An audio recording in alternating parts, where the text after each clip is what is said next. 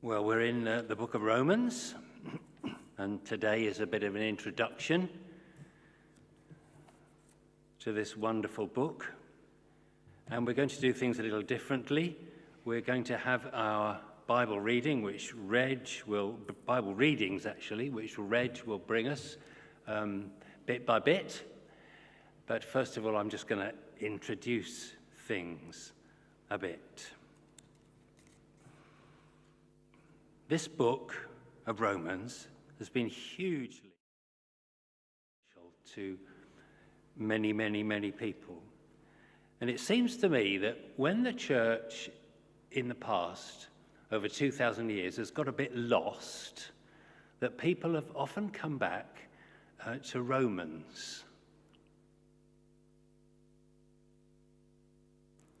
St. Augustine, Calvin, who was part of the Reformation, Luther, who was part of the Reformation, Wesley, who saw the Anglican Church getting a bit stale, were hugely influenced by this book.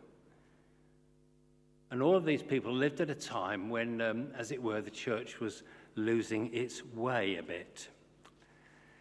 How do we get into this book this morning? Well, when you start a new Bible passage or a new book, it's always a good idea to ask these questions, which you can see on the screen. Who, where, when, and why? Because it gives you an idea of why this book was written, really.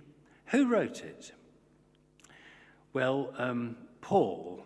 I was amazed when I started looking at commentaries to find that when I read a commentary quite often, I find that who you think wrote the book, lots of people don't think they did. They think somebody else wrote it, and they put forward these reasons, not very convincing to me most of the time, that, Isaiah didn't really write Isaiah. Somebody else did. Well, I understand those arguments, but the great thing about this book is that everybody thinks that Paul wrote it. So that's really good, isn't it? We've got a good start, written by Saint Paul, as Jewish as you could get. A Hebrew of Hebrews, as he puts it himself, and yet called by God to bring the news to the Gentiles, the non-Jewish people of his time. In those days, there was huge tension between Jew and Gentile within the Christian church. And it was often bubbling over. And that was true in Rome when he wrote this letter to them. So who better to write this book than Paul? Where did he write it? I've got a little map somewhere, actually. Yes, lovely.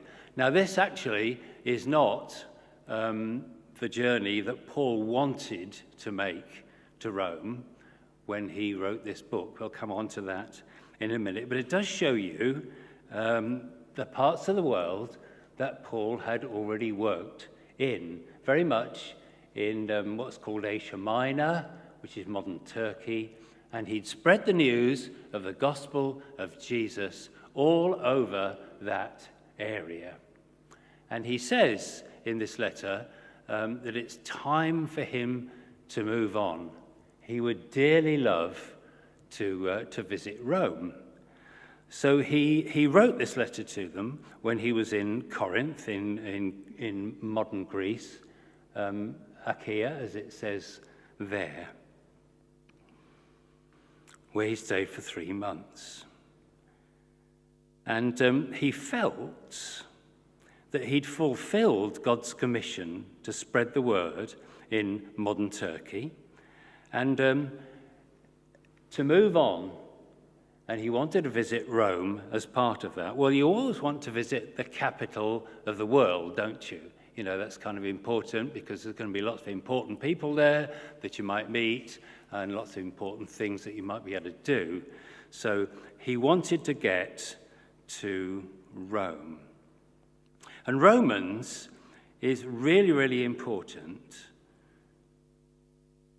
because it's the earliest record we have of what Orthodox Christianity believed, authentic Christianity believed. And that's why people like Wesley, and why we today need to read it and understand it, because it's the earliest record we have, and therefore the most genuine record we have of what Christians believe. There is no better book, in a way. Well, there is, the whole of the Bible, but you understand the point that I'm making. So why did he write it? Well, firstly, he wanted to introduce himself. He'd never visited Rome, and when you visit somebody for the first time, it's nice if they know something about you. Jean and I used to attend Methodist Central Hall in Plymouth, as many of you probably know. And it's got a lovely building, and there's a lovely hall. And all sorts of people want to hire that hall to have a meeting that they can do whatever they're going to do. And but what we needed to do quite often was to check out who are we having into our building and what are they going to say. Because, sometimes people give bad messages, don't they? Yes, the answer is yes. So we would always, as it were, get their credentials. And that's what Paul is doing in this book. It's what he fundamentally believes. So it's the why. Why did he write it? It's a general account of Christianity, including the fact that Paul would like to visit them, and therefore wants to state truly what he believes. This is what Jesus is all about. And he wanted to quash some rumours, for example. Because the gospel is about Jesus forgiving sins, or having your sins forgiven through Jesus, there were some people in those days who said, well, it doesn't matter if we sin then, does it? In fact, the more we sin, the more work God will have to do forgiving us. So it's a really good thing. And Paul wants to quash that rumor. Believe it or not, that was a rumor that was circulating about Christianity. So you can see how he wanted to set the record straight. The other reason was, and this comes out very much even in chapters 1 and 2, the other reason is that there was a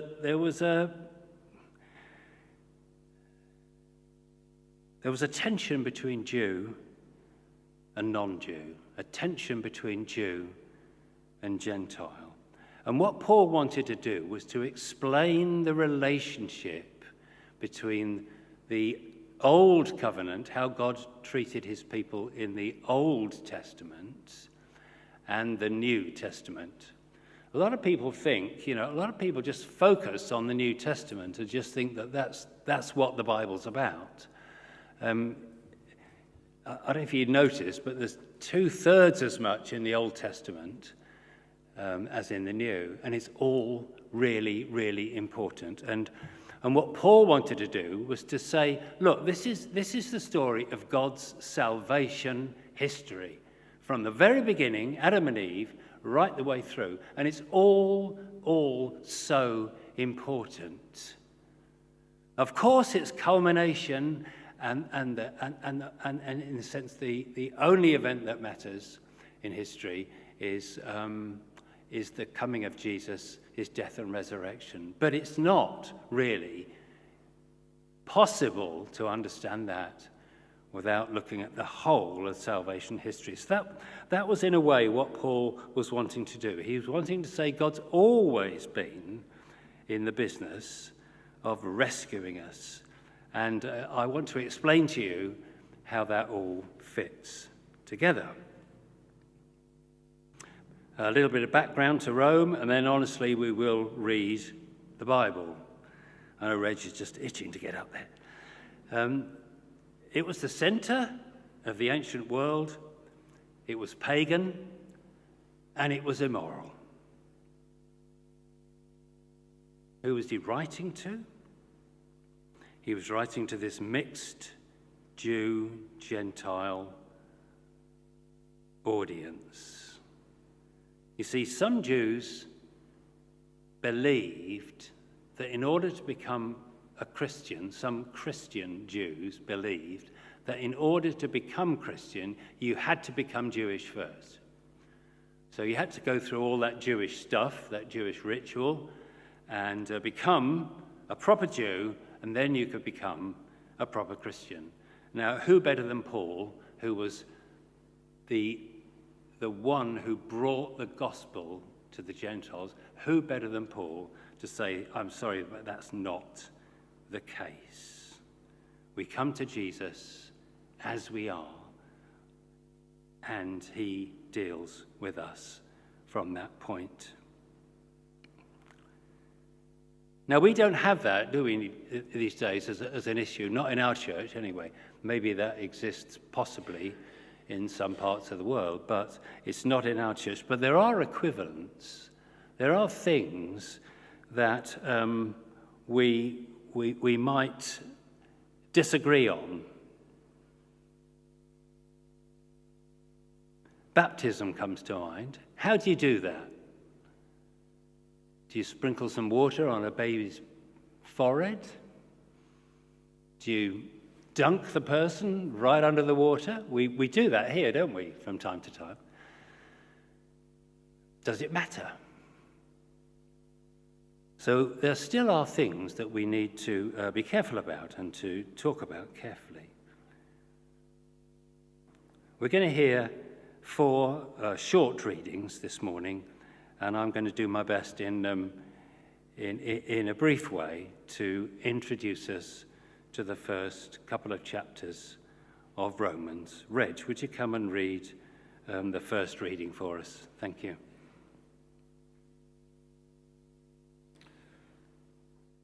Romans, verses 16 and 17. For I am not ashamed of the gospel, because it is the power of God for the salvation of everyone who believes, first for the Jew, then for the Gentile. For in the gospel a righteousness from God is revealed, a righteousness that is by faith from first to last, just as it is written, the righteous will live by faith.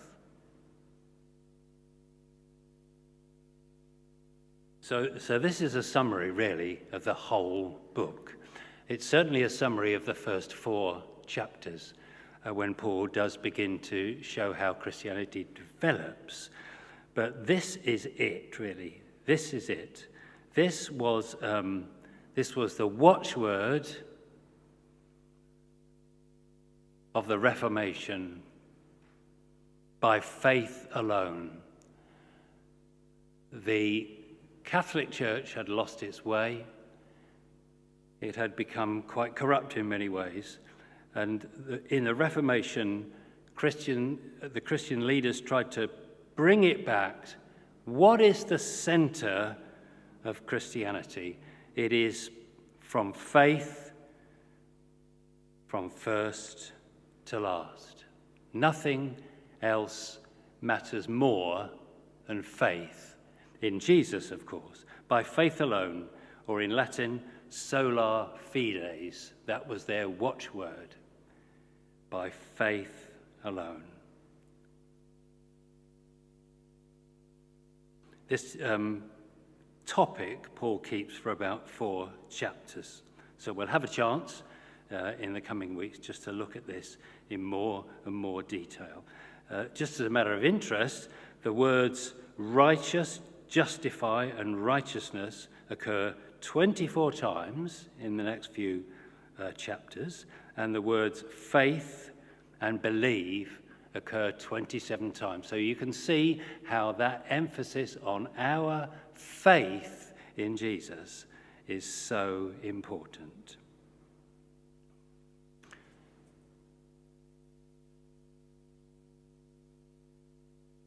Let me just step down. We need a little screen up here, guys.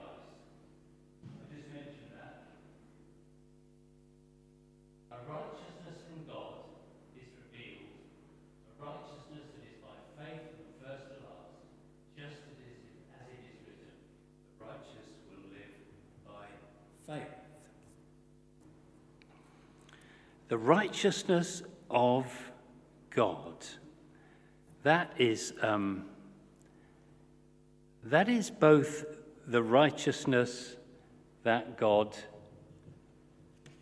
gives us in Jesus. So when we trust in him, we are made righteous with God. Does that make sense? It is something that is a gift to God. That belief in Jesus gives us a righteousness of our own because we don't have that righteousness.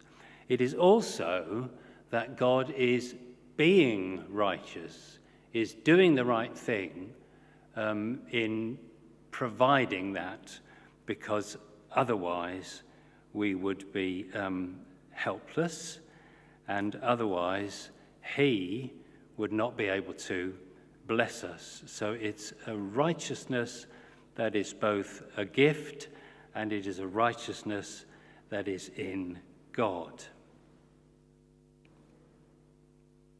But the most important thing is in the last words there, for anyone who believes. All of us can be saved by faith in Jesus. There are no exceptions, none at all. And so this statement introduces, in a sense, the whole of the book, but certainly these first few chapters. Reg, would you come and read the next bit, please? Chapter 1, 18 to 23. The wrath of God is being revealed from heaven against all the godlessness and wickedness of men who suppress the truth by their wickedness. Since what may be known about God is plain to them, because God has made it plain to them. For since the creation of the world, God's invisible qualities, his eternal power and divine nature, have been clearly seen, being understood from what has been made, so that men are without excuse. For although they knew God, they neither glorified him as God nor gave thanks to him, but their thinking became futile, and their foolish hearts were darkened. Although they claimed to be wise, they became fools, and exchanged the glory of the immortal God for images made to look like mortal man and birds and animals and reptiles.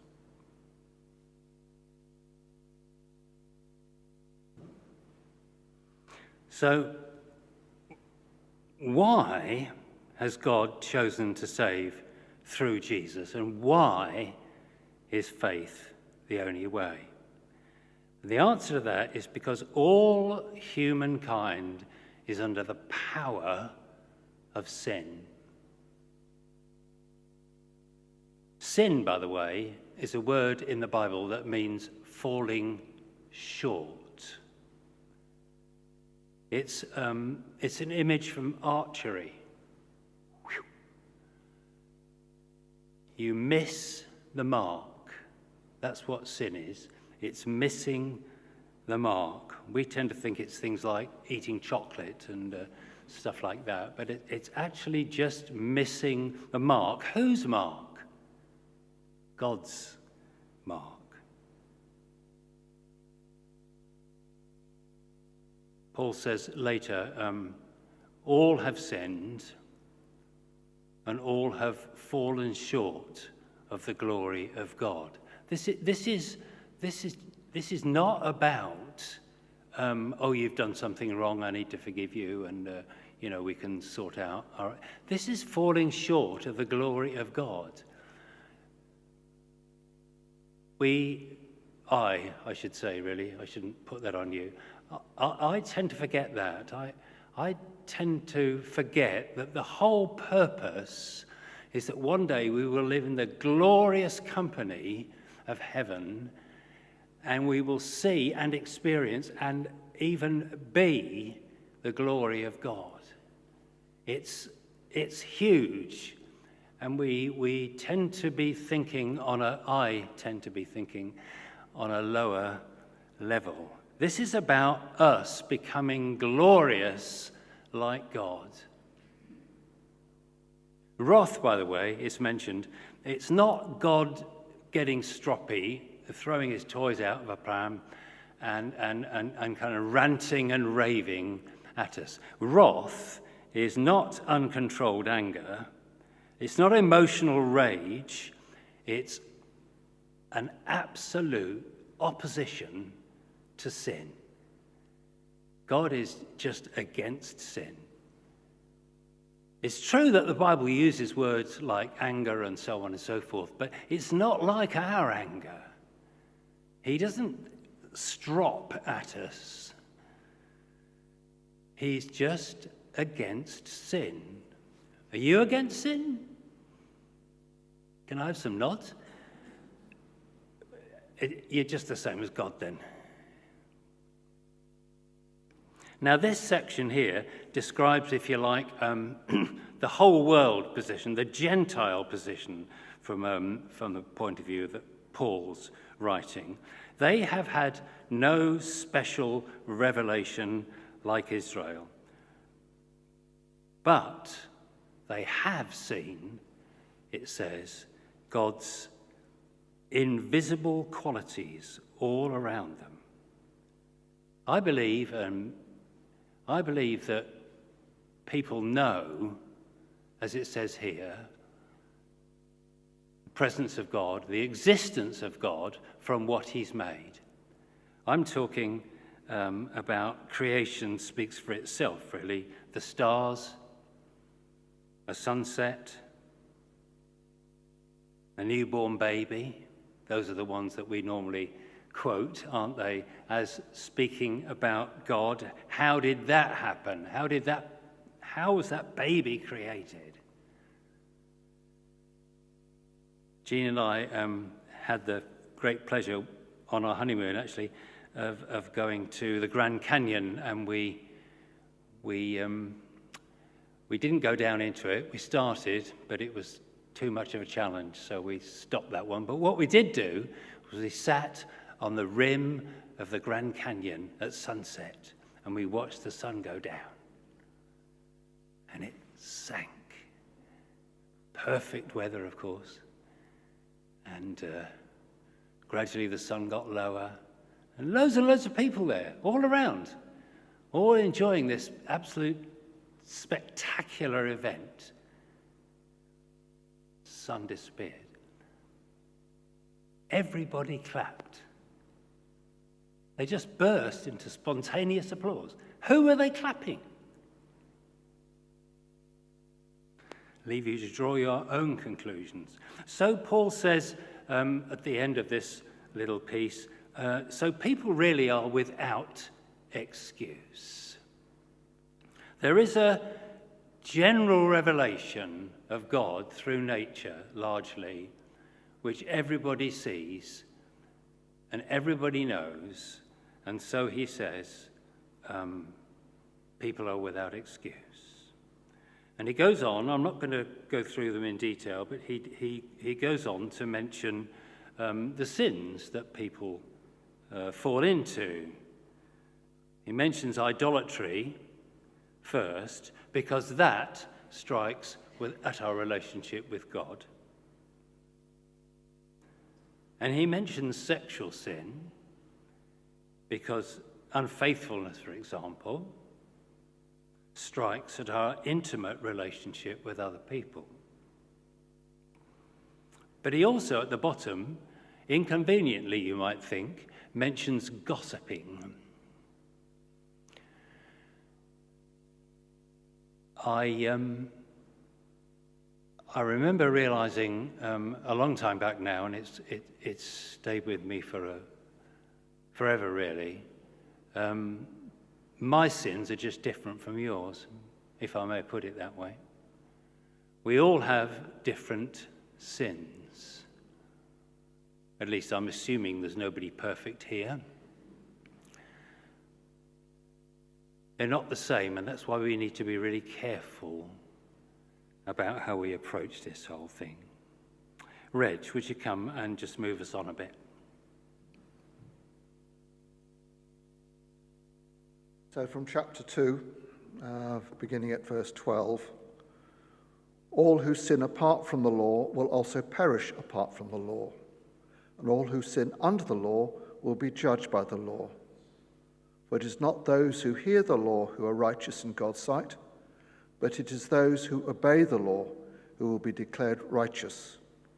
Indeed, when Gentiles who do not have the law do by nature things required by the law, they are a law for themselves, even though they do not have the law, since they show that the requirements of the law are written on their hearts, their consciences also bearing witness, and their thoughts now accusing, now even defending them.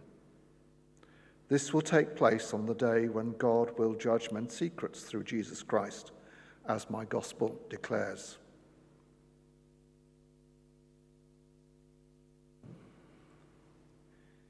So Paul's moved on a bit now. In fact, in the first chapter, Paul addresses everybody, the Gentile world, if you like. And in the second chapter, he very cunningly begins to address Jewish people. He uses an imaginary opponent. They used to call this a diatribe, when you kind of had an argument with an imaginary person who you bounced your ideas off. Paul's even more cunning than that, because he doesn't even let the Jews know that he's talking about them until halfway through the chapter. But he does change from this is what the world in general, they do, to this is what you do. So you can see that happening in the text. The Jews believed that the old covenant that God had given them, on Mount Sinai particularly, gave them special protection, and they tended to believe that they were exempt, therefore, from judgment, really. That the law itself, the fact that they had the law, would save them. And Paul wastes no time in this chapter explaining that that's not the case. If you have the law, that's very, very fortunate, because you know what God thinks about all sorts of things, as they did. You just have to read through Exodus and Leviticus and probably some in Numbers, and again in Deuteronomy, and it goes on and on and on. There's lots of things for you to absorb if you're a Jew. And the Gentiles didn't have that, but you notice in the reading that that Paul talks about, although the Gentiles don't have a law, they know the law through the things that Paul was talking about in chapter 1. So, sadly, having the law doesn't make any difference. Well, it does make a difference. It's an extremely valuable thing, but unless you can obey it totally, it doesn't make you perfect. All who sin under the law will be judged by the law. In other words, what Paul is really saying in these chapters is that sin is sin, everybody sins, and there is no escape by human behavior. The other thing that, no, I'm going to ask Reg to read.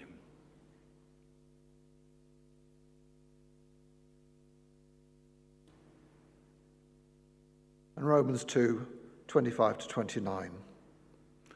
Circumcision has value if you observe the law, but if you break the law, you have become as though you have not been circumcised. If those who are not circumcised keep the law's requirements, will they not be regarded as though they were circumcised? The one who is not circumcised physically and yet obeys the law will condemn you, who, even though you have the written code and circumcision, are a lawbreaker. A man is not a Jew if he is only one outwardly, nor is circumcision merely outward and physical. No, a man is a Jew if he is one inwardly, and circumcision is circumcision of the heart, by the Spirit, not by the written code. Such a man's praise is not from men, but from God.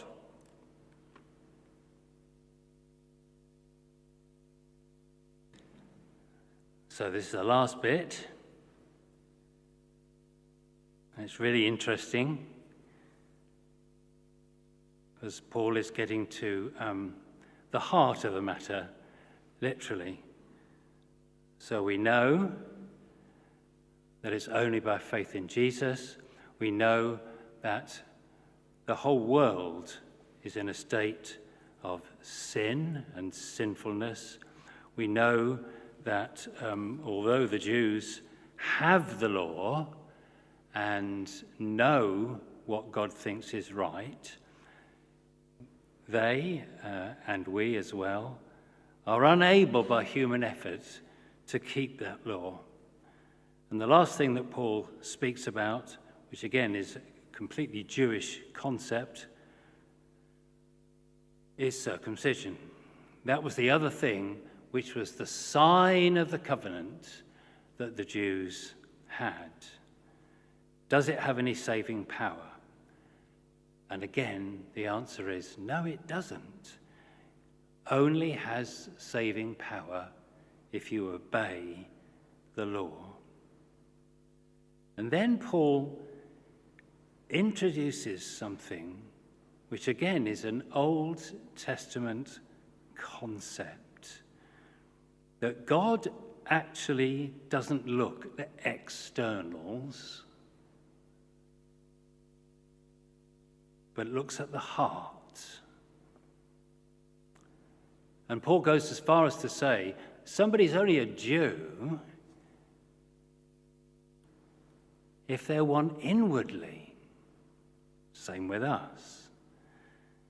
And circumcision is circumcision of the heart by the Holy Spirit, not by a code of rules.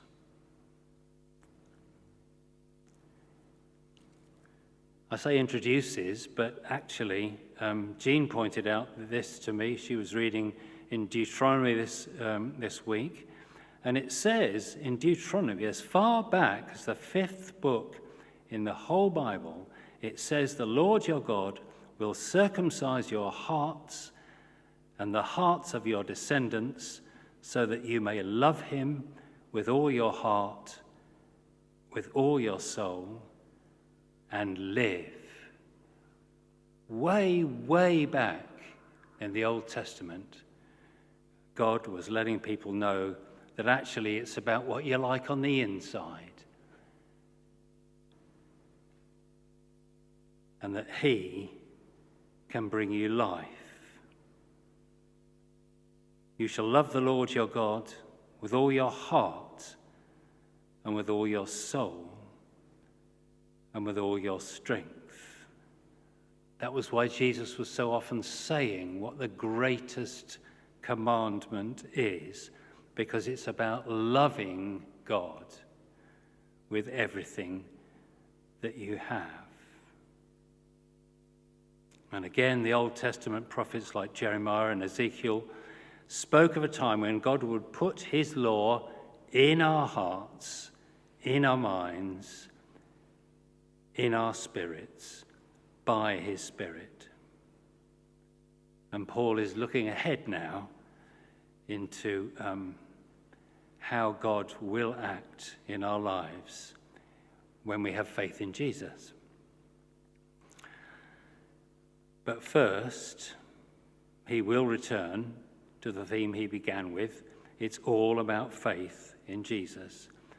And we'll be doing that on Tuesday night at Bible study here. If you want to come, you'd be so welcome. It's all about faith in Jesus. We'll examine that in much more detail. And he'll be covering that in chapter 3, which we will introduce on Tuesday. Meanwhile, let's just reflect on what we've heard.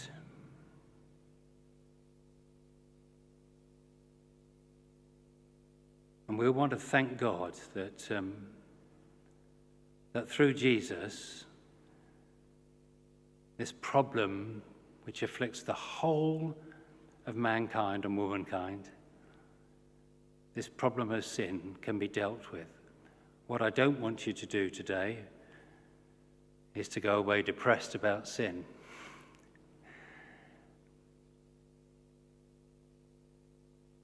Because Jesus has dealt with that.